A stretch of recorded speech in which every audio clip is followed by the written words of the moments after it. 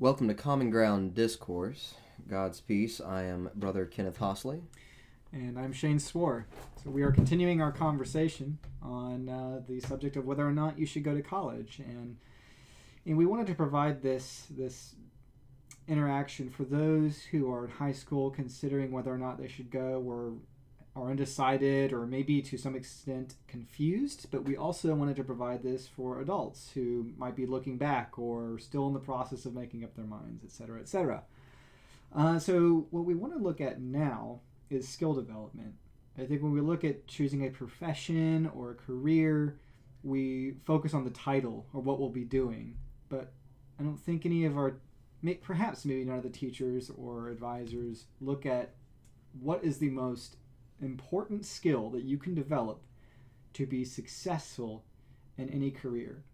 And the reason why I wanted to really talk about this was because we look at the average individual and they change careers. What is that number, like 3 times in their life at minimum? Generally is what is suspected. And when you make these changes, you have to learn new skills, obviously. But I wanted to focus on planting a seed to high school students on some of the most useful skills that you can develop. And I have a couple of suggestions, but what I want to start off with, I think, is the most important skill that you can use in business, but also in personal interactions, and I've said this before, is self-awareness. Now, if you are familiar with our program, Kenneth and I have discussed in depth self-awareness in terms of emotional regulation, knowing yourself and how you appear to others, understanding other individuals around you, and such. I think it can also be applicable to business. And here's why. I think in general, it's really easy to be stressed out and be that, and I'll say this, it's easy to be an asshole in business. You could be the best in your field and just be a completely unpleasant person to deal with. I think that self-awareness is an incredibly useful skill because now it makes you pleasant to deal with. You can control your emotions. You can control your speech. You know how you come across to others. And that kind of team player, now granted, you also have to be good at what you do, but that kind of team player becomes a more attractive individual to hire. And your rapport with your managers, with executive leadership, that will last. And it's useful. I think on top of that, coupling in that same realm of self-awareness, is being able to admit what you are not good at. And this I really want to drive home, especially on an anecdotal level with the Atlanta community and entrepreneurs. We have a ton of entrepreneurs here, but I feel like a lot of individuals get into building a business or just becoming entrepreneurs for the sake of or that it's just the sexy thing to do now. It's awesome to become an entrepreneur. But what they don't realize is that they don't, and I'll use a Gary Vaynerchuk term here, they don't have the DNA for it. They're not built to be an entrepreneur. For example, I consider myself a really strong right-hand man. I don't think I can necessarily build a business from scratch because I just don't have the fervor for it, but I'll be the best C-level executive that you have with you. But being able to identify where your strengths are benefits you no matter where you go. So I think self-awareness is a strong skill to develop early on. And it does take experience. It does take some time growing into your shoes. And I think by the age, when I was like 24, 25, I was really starting to refine it. But now that I'm getting closer to 30, it's becoming polished. But this is something you can take anywhere. It really is. What's a skill that you would recommend to students to really focus on? Well, to your point, I want to affirm that self-awareness and people skills is huge. Right. Whether it's emotional intelligence that you're learning or any of the other dynamics where you learn about yourself, extended disc, any of those, spiritual IQ, SIQ. This is all so you know who you are and you can work better with others. Because from my own experience, when I was younger, I was, and still am to a degree, but much more then, very confident in myself as a defense mechanism, and I was an absolute arrogant prick. And that didn't endear me well to other people. So part of my growth and my own humility was finding that fault in me and coming out of it. So beyond that, though, what I would absolutely recommend, and this is what I've learned firsthand from all my students and my own experience, the best skill I would have outside of growing just as a mature being is critical thinking and communication. That's it. Yeah.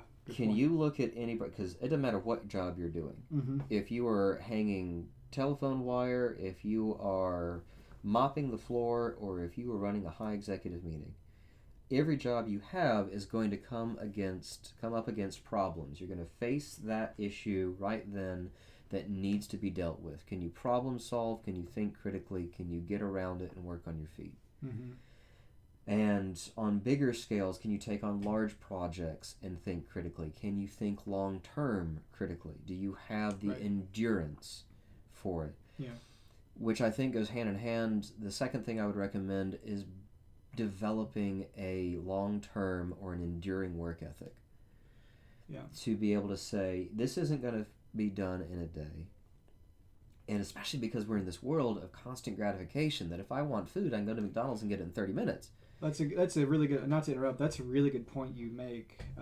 Even as a millennial myself, I've found the evenings coming home and just saying, oh, gee, I need to find another job. I'm not happy. But it pays off, especially with Tivana. It was a 7-year career. It was the only career I had out of high school. It pays to get through the hard times. And you work hard and you do well, it will pay off. You can't just jump ship when things get hard. But I'm sorry. Right. As you were saying. But even, one, enduring through it, but having the ability to think so long term that when you're in the hard spot, you realize that your plan still goes beyond this. Yeah. Have you thought critically enough about what needs to be done and all the steps to get there? And when you're working with other people, when you're selling yourself for your job, because that's what you have to do with an employer. Yeah. You have to say, this is what I'm good at. And you've got to have, for your side, Shane, you said the self-awareness. You've got to have the people skills to work with others. But now that you're working with others, do you have the problem-solving capabilities to manage a group, to manage a project, to be able to get people to work to their strengths, and to find that key log that will make a problem break, and you can finally lead everybody to a solution. Right. That critical thinking, and that's why I teach my students logic, A plus B, and we go through different logic problems so that they realize, and they're thinking more critically, in my life I need this, so this has to happen with this. This is antithetical to this. Or if I'm defending myself on the job and my boss has given me something absurd, how can I defend myself enough and think critically? I'm being taken advantage of, but this is how I can present myself to still do my job well. That's the biggest thing. Yeah. And thanks for bringing that up. I can't believe that wasn't my first suggestion. Being the critical thinker that I purport myself to be. So let's... Which is just important to say. None of that requires a college degree. It doesn't. To our conversation. It doesn't require a college degree, but let's do a service to the audience here. Let's recommend a few books on what we talked about, and I might finish with one more skill that's incredibly important, and probably the one skill I've developed that attributes most of my success. It's like, see, we'll just put a link on here to find out my secret to success. Buy our $300 program. No. Gonna finally pay back those student loans. No. Real talk.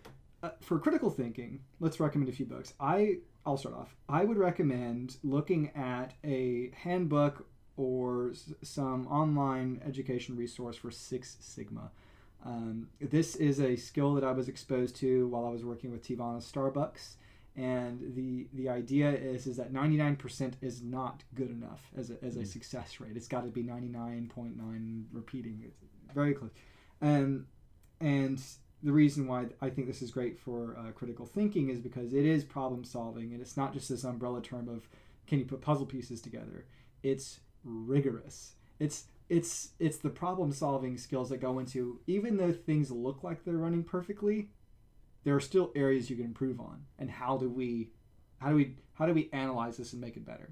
So Six Sigma, Greenbelt, check out those books. What's a book that you would recommend for critical thinking? The way I've developed critical thinking with my students isn't a specific book. It's more books of a genre. Okay. So the way we develop critical thinking is we do it through argumentation. We do it through Socratic method. If you want to touch on basics of philosophy, for instance. Okay. I know that the great lecture series, whether through Audible or through the website itself, has some, because I've listened to them, some wonderful crash courses, college-level courses. So here, college-level courses without having to pay out the nose for it. Well, and on philosophy. Yeah, and I might interject like that. That's why I think this podcast is brought to you by Audible. No, well, it's why Audible is such a great resource for information. I think the monthly membership is $15, and the great lecture series they can be valued surplus of $60 to $70. Yeah. And you get that for, come on, that's no brainer. Not to get way too excited here, but good point. Right. Good point. So, I mean, for philosophy, learn argumentation, learn debate, and then just read as much as you can books that show point and counterpoint. Whether it's the point and counterpoint of abortion rights, whether it's point and counterpoint of gun rights, whatever it is, always look to both sides and then pick apart the arguments. Yeah. Practice finding the holes in the argument and piecing that together. Now, you've offered great suggestions for argumentation and critical thinking to personal development and self-awareness. I would think that emotional intelligence is a great resource. Extended Disc, I know there's a company here in the U.S., OLS, that does it. They do a wonderful course on extended disc, and that's more your personality type and your behavioral type, really, and how you get to know yourself. Because I operate this way and you operate that way, I need to communicate differently. Because it's not that one communication style is worse than another. It's just different because we are different. And it does a really good job of walking through that. What's one that you might recommend? Oh, like an additional skill, you're saying? Well, no. Do you have any resources for self-awareness? You know, books or speakers? I mean, Lord knows you listen to Sam Harris enough. Yeah, I mean, I listen to him enough. You know, it's interesting. I stumbled across a documentary on YouTube sometime back. I think it was called what was it? Athene's Theory of Everything. That opened me up to the idea of what self-awareness was, but I really get most of it from, and I've mentioned his name already, Gary Vaynerchuk, from a business perspective. Because again, we're talking about, you know, the future of career and what's. I think Gary Vaynerchuk is a phenomenal resource, not just for self-awareness, but also for really building a business as an entrepreneur in the age that we live in. So definitely check him out. He has got more content than you know what to do with in 1 year. Great person to learn from. But to wrap it up, and I really wanted to touch base on one more skill here that I think is incredibly important, and I said was really what has brought me to where I am. And it's networking.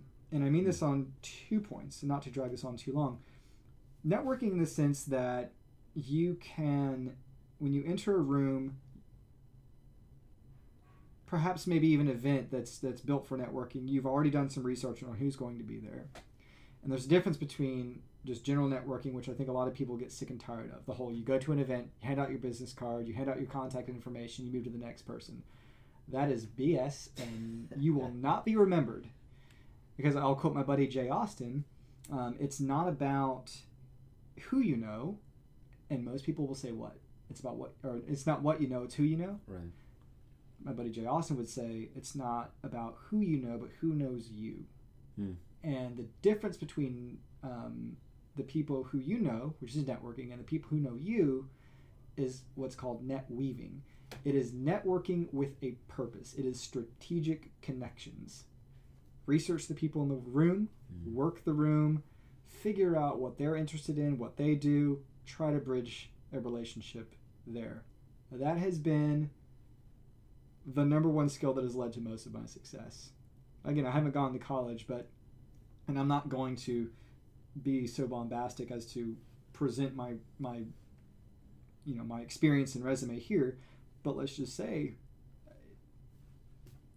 most people would want to go to college to know the people that I have ended up knowing. Right. But again, net weaving, it's strategic. Right. And networking in general too. I'll bring this back to something that's pivotal. That the people you surround yourself with, and I've said this ad nauseum to you, I'm sure, off the mic several times, your 5 closest friends, their sum of who they are is what makes up you. And I think the most important thing you should look at, the 5 people you keep close to you, and what you value, everyone you keep close to you should be a better version in some area than who you are. If you find yourself constantly being the one that has things to learn from every one of your closest 5 friends, you're constantly in a state of growth. You're constantly going to be better. Every day you know these people. If you are an individual that surrounds yourself with 5 people who you just think you dominate and you're better because it does something for your self-esteem, guess what? You are not growing. You're not learning. That's a very good point. So that's what I would leave it at. You know. So yeah. Any final thoughts? No, I think you capped it. And the introvert in me cringes every time you mention networking because I hate putting myself out there. But you're absolutely right, because so much of what I've done that's successful was because I knew the people and people knew me to bring it together. Right. And it's that people connection which goes right back to where we started, knowing yourself, and that's what develops your people skills so that you are the person they want to know. Yeah. And I think between that and communication, all of that together creates what could be a success, college or not. We hope you've enjoyed what you've heard and engaging in our conversations here on Common Ground Discourse. If you liked what you heard, please subscribe to us on YouTube. You can also find us on Facebook under the same name, Common Ground Discourse. Please follow us on there, as we will be posting updates and other areas where you can find our content. Thank you. God's peace.